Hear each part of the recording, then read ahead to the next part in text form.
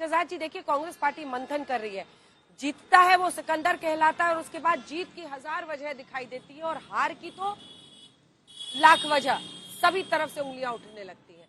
अब ऐसे में जब पार्टी ईमानदारी से एक मंथन कर रही है और ये खबर यही आई है कि राहुल गांधी खुद कह रहे हैं कि लोगों ने पर्सनल एम्बिशंस को यानी निजी महत्वाकांक्षाओं को पार्टी हित से ऊपर रखा, ऐसे में इसमें बीजेपी के लिए क्या है? सबसे पहले तो आज देश ने एक अनमोल रतन, एक कोहिनूर को खोया है। तो मैं सबसे पहले रतन टाटा जी और टाटा ग्रुप के सामने नतमस्तक होकर श्रद्धांजलि अपनी अर्पित करता हूं, क्योंकि वो हमारे बीच में नहीं रहे।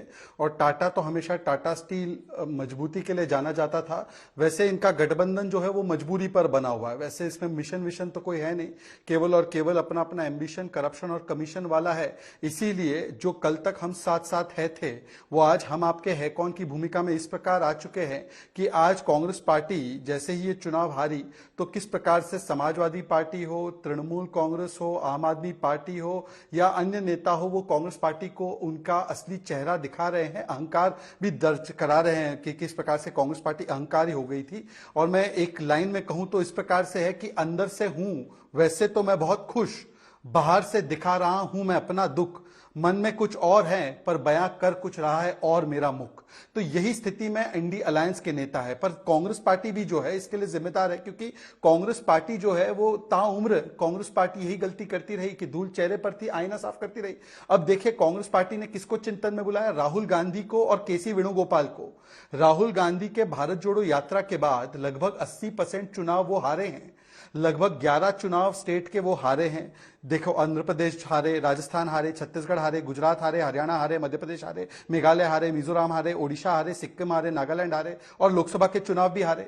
जीते कौन से हैं? तेलंगाना जीते, कर्नाटका जीते, हिमाचल जीते। हिमाचल में तो 0.5 या 0.6% से जीते। कर्नाटका और तेलंगाना जो जीते वो किसके बल पर जीते? वहां की क्षेत्रीय पार्टी को एक प्रकार से खत्म करते हुए ही जीते। इसीलिए जो उनके क्षेत्रीय दल के साथी है वो भी कांग्रेस से कह रहे हैं कि अब आप विक्रम बेताल के रूप में हम लोग काम नहीं कर सकते कि हम विक्रम बने रहे और आप बेताल की तरह काम करते रहे, हमारे कंधों पर चढ़कर आप हमसे परजीवी की तरह हम लोगों का समर्थन लेते रहे। पर जब बात हमारे समर्थन की होती है या हमें सीट देने की होती है तो उस समय पर कांग्रेस पार्टी अहंकारी रूप दिखाती है। और अभी भी कांग्रेस ने कुछ सबक नहीं सीखा है। कल ही आपके राजदीप सरदेसाई के 9 बजे के शो में शमा मोहम्मद जो राष्ट्रीय प्रवक्ता है वो कहती है आम आदमी पार्टी को कितने वोट मिले? 1.7% ही तो वोट मिले। क्यों कंटेस्ट करना था उनको? ये पॉइंट नंबर 1 अभी भी वही अहंकारी स्वरूप है। दूसरा, कांग्रेस पार्टी के OBC national president Ajay Yadav कहते हैं कि ओबीसी को केवल झुनझुने की तरह इस्तेमाल किया जाता है। ये उनका ऑन रिकॉर्ड बयान है। तीसरा, गोगी जी जो प्रत्याशी थे कांग्रेस पार्टी के, उन्होंने मौसमी सिंह को इंटरव्यू में कहा है कि मेरा गलती सिर्फ मेरी इतनी रही कि मैं सेल्जा कैंप से था और इसीलिए हुड्डा जी ने मेरा नाम भी नहीं लिया, मेरे लिए कैंपेन नहीं किया, मुझे हरवा दिया चुनाव। और आखिरी बात मैं पूछना चाहता हूं, अशोक वानखेड़े एक बहुत ही प्रसिद्ध जर्नलिस्ट है, उन्होंने तो केसी वेणुगोपाल ने किस प्रकार से टिकट बांटे, आज वो पूरी सब जगह वायरल है। मैं सुनाना नहीं चाहता वो ऑडियो टेप, परंतु जब खुद उनपे इतने बड़े आरोप लगे हैं, जब राहुल गांधी खुद उनकी डिवाइड एंड रूल वाली पॉलिटिक्स फेल हुई है, तो राहुल गांधी और केसी वेणुगोपाल किस पर चिंतन कर रहे हैं? और कुमारी शैलजा पर ठीकरा फोड़ रहे हैं, मतलब एक दलित महिला पर पूरा ठीकरा फोड़ा जा रहा है। ठीक है मुमताज पटेल जी, अब कांग्रेस पार्टी की तरफ से आप मोर्चा संभालिए और आज आप सभी मेहमानों से मेरा ये अनुरोध रहेगा, सविनय अनुरोध, कि मैं भी तीसरी जगह पर आज मौजूद हूं तो मेरे लिए भी मुश्किल हो रहा है कोऑर्डिनेट करना, प्लीज थोड़ा सा कोऑपरेट कीजिएगा। मुमताज जी देखिए, 3-4 बड़ी बातें हैं। ये जो शायरी आप पर, ये वाली शायरी बहुत पहले प्रधानमंत्री ने कांग्रेस पार्टी पर मारी थी कि धूल चेहरे पर था मैं आईना पोंछता रहा। मामला क्या कुछ वाकई ऐसा ही कांग्रेस पार्टी का हो गया है? क्योंकि आप जो पब्लिक पोजिशनिंग अपने करते हैं उसमें आप हर एजेंसी पर, मीडिया से लेकर हर किसी पर आप लोग बरसते हैं। ये सब अपनी जगह है, लेकिन साहब अब तो आपको भी समझ में आ रहा है, राहुल जी खुद ही कह रहे हैं कि यहाँ पर लोगों ने निजी हित को पार्टी हित के ऊपर रखा। अगर हमने कुमारी सैलजा या उदय भान जो कि आपके पार्टी अध्यक्ष हैं हरियाणा के, ये जाटिव रिप्रेजेंटेशन करते हैं दलित समुदाय में भी, एससी समुदाय में, जो डिप्राइव्ड शेड्यूल्ड कास्ट है, जो दलित में भी निचली और पिछड़े लोग हैं, उनको आपने रिप्रेजेंटेशन ही नहीं दिया। ये तो खुद ऑन रिकॉर्ड अब आप लोगों की बैठक से निकली हुई बात है। सवाल है कि क्या गठबंधन के साथियों की अनदेखी करना, अति आत्मविश्वास में डूबना, अपने अंदर ना चेक रखकर ओवर कॉन्फिडेंस में इसकी गलती, तेरी गलती, तू गलत, फला गलत में आप लोग फंस के रह गए और इसका फायदा बीजेपी लेगी। मुमताज जी। नहीं, बिल्कुल आप सही कह रहे हैं कि फायदा बीजेपी ले गई है, पर इसमें जो ज्यादातर कहना चाहेंगे कि ये जाट वोट और नॉन जाट वोट का अरिथमेटिक है, जिसकी वजह से ये परिणाम देखने को मिले। और जाहिर है कि इंट्रोस्पेक्शन की जरूरत है, कहाँ गलतियां हुई हैं मैं बिल्कुल मानती हूँ। और जो आप कह रहे हैं कि अलायंस की बात, तो अलायंस तो हुई नहीं। यहाँ पे मैं एक पॉइंट रखना चाहूंगी कि अगर अलायंस होती तो आप केजरीवाल जी को क्या बेल देते? नहीं देते। तो कहीं ना कहीं ये बीजेपी की भी रणनीति रही है कि वो चाहते थे कि अलायंस ना हो, और उसी के तहत उन्होंने केजरीवाल जी को बेल दी थी ताकि आम आदमी पार्टी जो है वो कांग्रेस के वोट में डेंट डाले। पर जी बिल्कुल देखना पड़ेगा कि यहाँ पे गलत क्या हुआ। पर ग्राउंड पे जो हमने देखा था कांग्रेस पार्टी, जी आवाज आ रही है मेरी? हेलो, एक लिमिटेड पॉइंट है, बिल्कुल आ रही है आपकी बात आ रही है, लेकिन एक लिमिटेड पॉइंट है मेरा जिस पर आप अपनी बात पूरी कीजिएगा। आपने कहा कि भारतीय जनता पार्टी की वजह से आपका गठबंधन नहीं हुआ, मतलब ये तो हास्यास्पद है ना। इस तरह की खबर आई थी कि राहुल जी भी चाहते थे कि आम आदमी पार्टी से गठबंधन हो, लेकिन आपके हरियाणा के नेताओं ने कहा ऑन रिकॉर्ड, भूपिंदर हुड्डा ने मुझे इंटरव्यू में कहा कि हमने उनको सीटें दी थी जितनी, वो उतने पे नहीं माने जी, हमने गठबंधन उनके साथ नहीं किया क्योंकि हम अपने दम पर जीत रहे हैं। ये तो आपका कॉन्फिडेंस था, उनको बेल मिली, उनके प्रचार से वोट बटा नहीं बटा, ये तो बात की रणनीति है।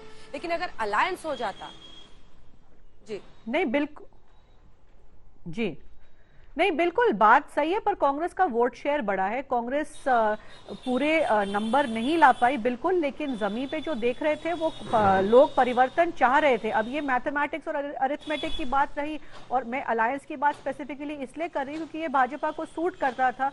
तो शायद हो सकता है कि जो भी लोकल हरियाणा के लीडर्स ने कहा हो, बट कहीं ना कहीं भाजपा ने ही ये अलायंस नहीं होने दी। अंजना जी, समाजवादी पार्टी की तरफ से अनुराग जी यहाँ पर बैठे हुए हैं, जब सामने वो बैठे हुए हैं तो किसी का इंतजार करने की जरूरत क्या है? शहजाद जी रुकिए थोड़ा सा। अनुराग जी, वैसे तो आप लोग हर चुनाव में दोस्त बदलते हैं, दोस्त बदलने के माहिर हैं, लेकिन फिर भी अगर दोस्त को एक दिन पहले इतना गहरा घाव लगा हो, अगले ही दिन नमक छिड़कने के लिए आप लोग निकल गए, ये सवाल मैं हर रोज आपकी पार्टी के प्रवक्ताओं से पूछ रही हूँ। मतलब एक दिन, जैसे लगता है कि हरियाणा में आपको रिपोर्ट कार्ड का इंतजार था, जिसे कर्नाटक में जीत के बाद आप लोग सब कांग्रेस, राहुल जी वाहवाही करने में लगे थे, वैसे ही हरियाणा का रिजल्ट आते ही दोस्त को इतना बड़ा घाव लगा था, आप लोगों ने फटाफट 6-7 सीटों का उम्मीदवार घोषित कर दिया, जबकि आप भी जानते थे कि फूलपुर सीट हो, मुजफ्फरपुर की मांझवा, ये मिर्जापुर की मांझवा सीट हो, दोनों पर कांग्रेस पार्टी दावेदारी ठोक रही थी। तो कुछ दिन तो साथ दे देते, उसके बाद लिस्ट निकालते, लड़ाई झगड़ा करते, आईना दिखाते। देखिए दरअसल में इंडिया गठबंधन जो है वो मजबूत दलों का गठबंधन है, और एनडीए गठबंधन है मजबूर दलों का गठबंधन है। वहां पे जी हजूरी चलती है, जी साफ चलता है, इसके आगे तो कोई कुछ कह नहीं पाता। इसके आगे कुछ कह पाता तो बताइए आप। यहां तो एक दूसरे से अपनी बात कह सकते हैं ना। और जहां पे आप हमारे प्रत्याशियों की बात कर रहे हैं, ये लिस्ट पहले से ही बनी हुई थी और पहले से ही तय था कि इन सीटों पे हम लड़ेंगे। ये मीडिया अपने हिसाब से बात बनाती है, ये अपने हिसाब से बीजेपी वाले बनवा देते हैं। किसने कहा था, किस बड़े नेता ने कहा था कि वो मिर्जापुर लड़ने जा रहे हैं? भाई ये पहले से तय था, और हमने अपनी रणनीति क्यों बताएं आपको? हमारा गठबंधन है और रहेगा। सुन लीजिए कान खोल के बीजेपी वालों, गठबंधन है और रहेगा उत्तर प्रदेश। ऑडियो डाउन कीजिएगा और मुझे बोलने दीजिएगा एक सेकेंड। ये जो नैरेटिव बीते दिन से बनाया जा रहा है, इसको मैं साफ करना चाहती हूँ। ये टीवी वाले नहीं दिखा देते हैं, कोई डमरू लेके नहीं घूम रहा है यहाँ पे। आपके नेताओं ने बोला है भाई साहब, हम आपको सुना सकते हैं। आप ही की पार्टी के ऑफिशियल प्रवक्ता हैं आशुतोष वर्मा, उन्होंने बीते दिन कहा अति आत्मविश्वास ठीक नहीं होता है, कांग्रेस पार्टी को सोचना चाहिए। ये मीडिया ने नहीं बुलवाया है उनसे, ठीक है। दूसरी तरफ Priyanka Chaturvedi on record Shiv Sena UBT गुट की नेता ने डायरेक्ट कहा, बाइट देकर कहा कि जब भी कांग्रेस पार्टी की बीजेपी से डायरेक्ट फाइट होती है वो कमजोर पड़ जाते हैं। टीम कोट करने में विश्वास रखती हूँ, इधर उधर की हवाई बातों पर बात करती ही नहीं हूँ मैं। आप उसके बाद आम आदमी पार्टी की तरफ से अरविंद केजरीवाल, उनको भी कोट करके सुनाती हूँ, जिसमें उन्होंने कहा कि अहंकार और अति आत्मविश्वास जो है सो भारी पड़ता है। सामना जो उसमें आर्टिकल था जिसमें सीधा सीधा लिखा गया है शिवसेना और उद्धव ठाकरे गुट की तरफ से सामना आज भी पब्लिश होता है। सामना में लिखा गया है कि जीती हुई बाजी को कैसे हारना है, ये कोई कांग्रेस पार्टी से सीखे। तो ये जो आप कहानी बुन रहे हैं ना टीवी पे बैठ के, कि ये टीवी वालों ने दिखा दिया, ये मीडिया वाले दिखा रहे, मीडिया वाले नहीं है, ये आपके नेताओं के बयान है। इसे दूसरे पर उंगली उठाने से पहले थोड़ा सा ग्राउंड वर्क, रिसर्च और अपने नेताओं के बारे में जानकारी ले लीजिए। अब आप अपनी बात पूरी कर सकते हैं मिस्टर भदौरिया। तो इसके मतलब आप, हाँ, इसके मतलब आपको सुनाई नहीं दिया जो मैंने बोला।